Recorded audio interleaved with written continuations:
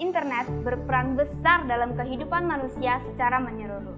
Tentu saja, akses jaringan dan sumber daya berbasis nirkabel terus berkembang menggantikan penggunaan jaringan kabel saat ini. Internet of Things adalah salah satu penemuan terbaru yang gencar dikembangkan karena memiliki kelebihan dari segi fungsionalitas dan juga mendukung kinerja berbasis wireless atau tanpa penggunaan kabel. Tingginya kebutuhan koneksi perangkat dengan internet tentu saja mendorong IoT atau Internet of Things untuk diadopsi ke berbagai industri. Apa dan bagaimana saja IoT itu sebenarnya? Segera akan dibahas di video ini. Internet of Things adalah suatu konsep atau program yang dimana sebuah objek yang memiliki kemampuan untuk mentransmisikan atau mengirimkan data melalui jaringan tanpa menggunakan bantuan perangkat komputer dan manusia. IoT juga dapat diartikan secara simpel, yaitu alat elektronik, sensor, mesin, ataupun benda dalam kehidupan sehari-hari, seperti smartphone, laptop, lampu, atau AC yang terkoneksi dengan internet. Contohnya seperti smart lamp, smart AC, IR remote blaster, dan lain sebagainya. Namanya juga Internet of Things, jadi kita akan mulai dari Things. Saya yakin teman-teman semua tahu apa saja Things yang ada di Internet of Things ini. Ini merupakan suatu objek yang dilengkapi oleh sensor untuk menangkap lingkungan fisik, serta ada juga aktuator yang melakukan aksi dari data fisik tersebut. Jadi yang utamanya di sini adalah sensor dan aktuator.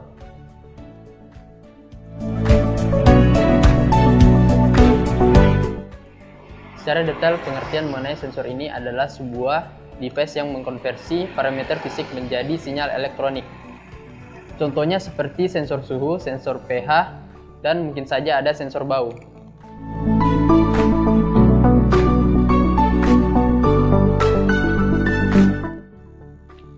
Sebaliknya, aktuator ini adalah sebuah device yang mengkonversi sinyal elektronik menjadi output fisik.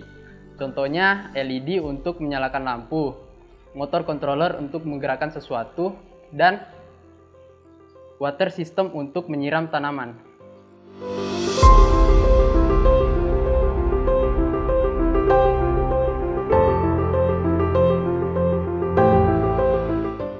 Gateway.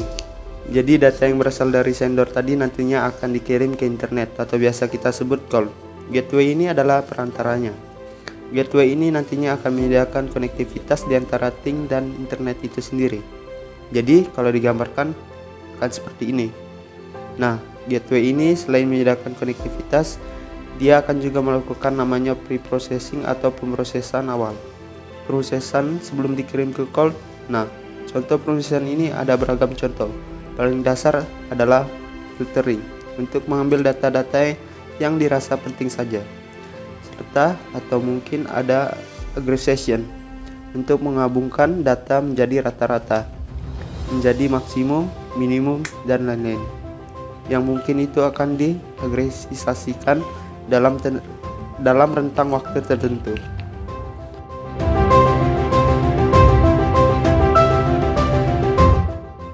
Ya, hal ini penting untuk dilakukan karena nanti ketika dikirim ke internet, kita harus menghemat bandwidth yang serta nantinya bisa mempercepat proses pengiriman ke cloud itu sendiri.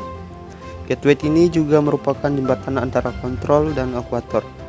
Dan gateway yang ada di kedua ini digunakan biasanya untuk menerjemah data elektronik menjadi aksi yang akan dilakukan oleh akuator.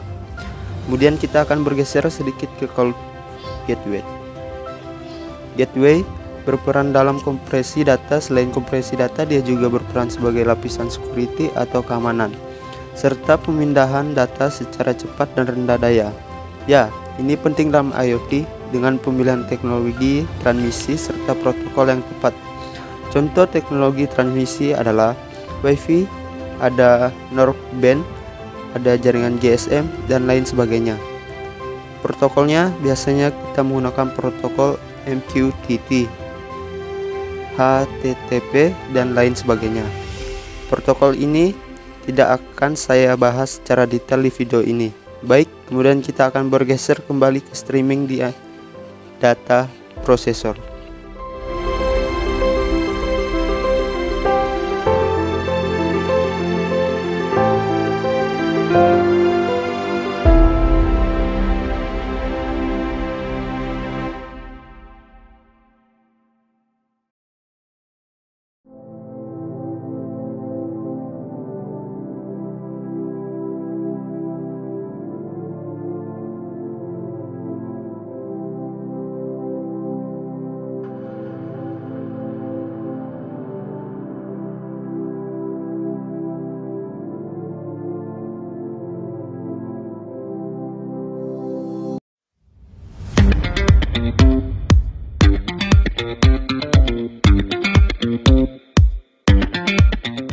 Streaming data prosesor data-data yang sudah lengkap tadi yang berasal dari Cloud Gateway akan dikirimkan melewati streaming data prosesor.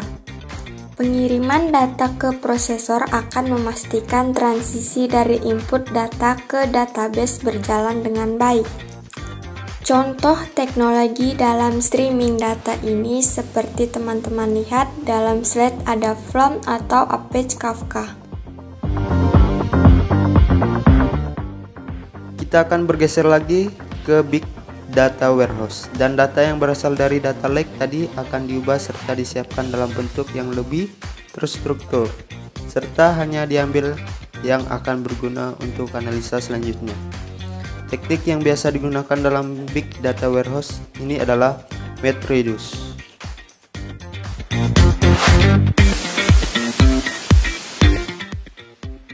Selanjutnya, data-data yang berasal dari streaming tadi nanti akan ditampung di sebuah data lake.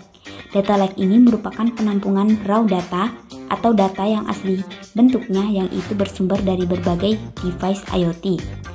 Untuk selanjutnya akan diolah dan masuk ke Big Data Warehouse.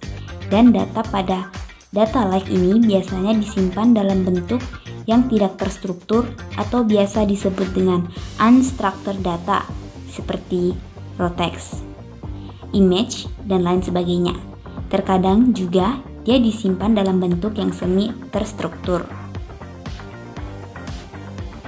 Oke, jadi itulah rangkaian arsitektur setelah proses dari berjalannya IoT yang kalau kita lihat di sini sebetulnya ada sangat banyak teknologi yang terlibat di dalam IoT itu sendiri.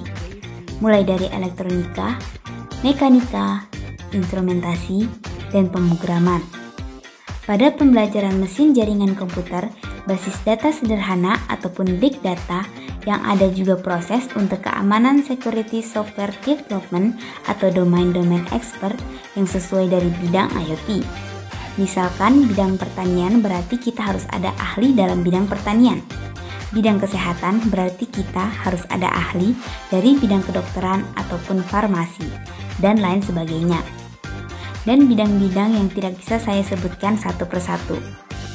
Baik, namun sebelum lanjut kita akan melihat 3 faktor pendukung dalam berjalannya IoT itu.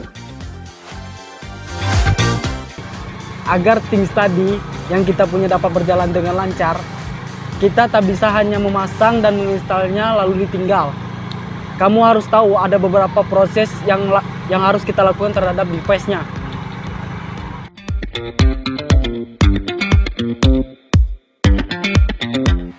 Yang pertama adalah kita harus bisa melakukan device identification. Kita harus memastikan setiap device yang kita pasang bisa kita identifikasi dari segi keasliannya, pengelamatan fisiknya, ataupun pengelamatan IP address-nya. Serta bisa berkomunikasi dengan server pusat secara baik. Yang jadi device bisa mengirimkan data, dan server pusat bisa mengembalikan datanya karena punya alamat seperti itu. Selanjutnya adalah configuration dan control. Kita harus melakukan konfigurasi agar device ini sesuai dengan kebutuhan IoT di lapangan. Yang konfigurasi ini dapat meliputi parameter seperti seberapa sering device ini harus berkomunikasi dengan server pusat dan lain sebagainya. Ya, ini banyak konfigurasi yang bisa kita atur sesuai dengan device IoT kita. Selanjutnya adalah monitoring dan diagnostik. Ini harus kita punya untuk memastikan device berjalan dengan lancar dan mengurangi resiko kerusakan atau breakdown. Dan yang terakhir adalah software, update, dan maintenance.